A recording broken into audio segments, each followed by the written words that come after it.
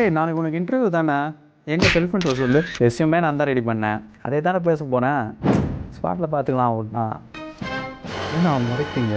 Tell me about your செல்ஃப்னு கேட்கும்போது உன்னை பற்றி மட்டும் சொல்கிறது இல்லை. Is indirectly asking how to you think you can contribute more to the company comparing to all the other candidates. நான் சொல்கிறீங்களா, இதை எப்படி சொல்லலான்ற மெத்தடாலஜியை ஃபஸ்ட்டு சொல்கிறேன். ஸோ அதை வச்சு ஃபார்ம் பண்ண செல்ஃப் இன்ட்ரோவை லாஸ்ட்டாக சொல்கிறேன். This is day 13 of impact challenge.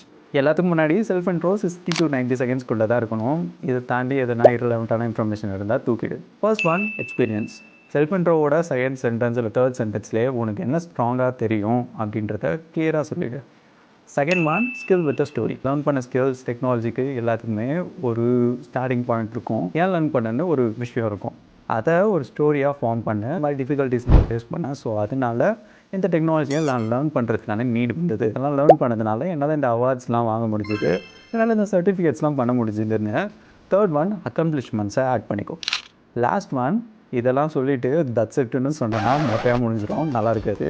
So ஒரு ஆஸ்பிரேஷனோட இந்த செல்ஃப் இன்ட்ரோவை முடிக்கணும். எப்படி முடிக்கலாம்னா, I like to use my knowledge and experience here in this team which will eventually help the company and we can grow together as a organization. இப்போ பேசின எல்லா மெத்தடாலஜியும் use பண்ணி ஒரு ப்ராப்பரான செல்ஃப் இன்ட்ரோ க்ரியேட் பண்ணி டிஸ்கிரிப்ஷன் ஆட் பண்ணி இப்போ நீ செல்ஃப் இன்ட்ரோ சொன்னதுனால உன்னை பற்றி கம்பெனிக்கு தெரிஞ்சிச்சு. பட் கம்பெனியை பற்றி நீ தெரிஞ்சுக்கணும்.